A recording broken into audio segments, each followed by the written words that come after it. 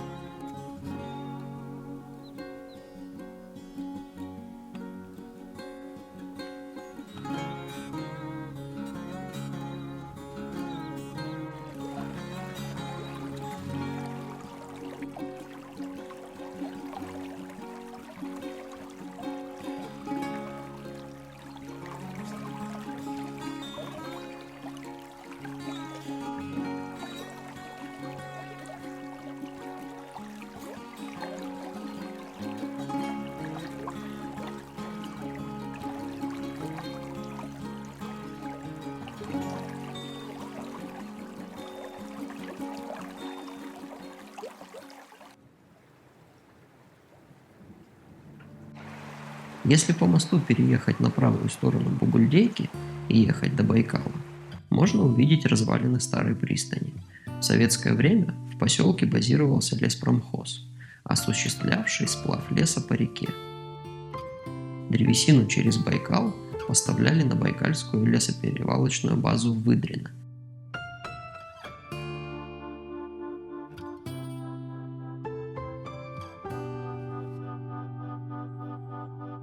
Леспромхоз и пристань прекратили деятельность в 90-х годах 20 века.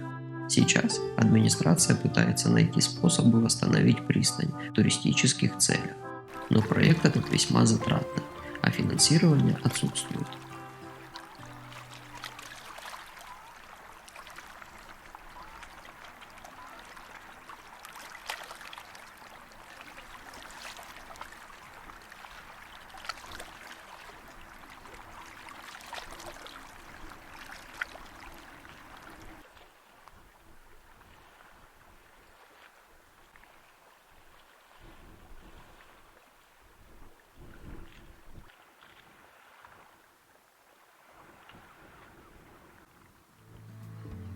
Для основной массы туристов самой главной достопримечательностью Бугульдейки, после Байкала, конечно, является мраморный карьер. История этой мраморной каменоломни вкратце такова. В 70-х годах 20 века пытались начать добывать мрамор.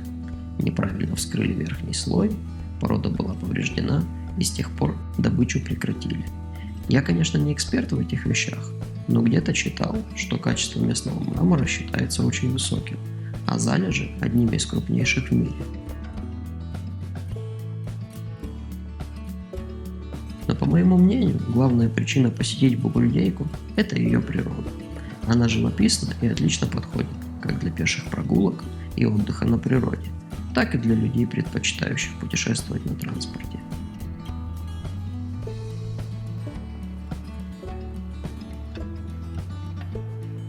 Большинство территорий относятся к национальному парку, поэтому перед посещением не забудьте уточнить, какие для этого требуются документы. Где это сделать, вы найдете в описании к видео.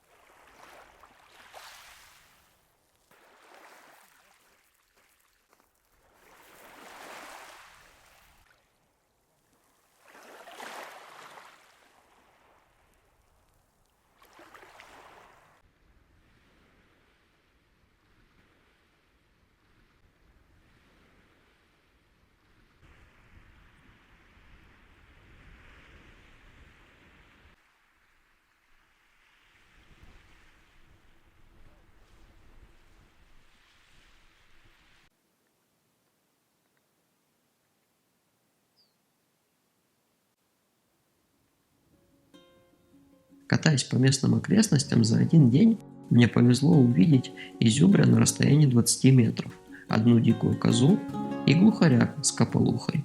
Последних даже удалось заснять, пускай качество съемки оставляет желать лучшего.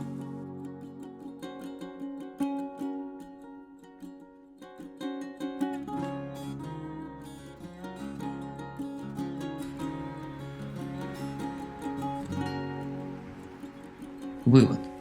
Природа Байкала хороша везде и в любое время года.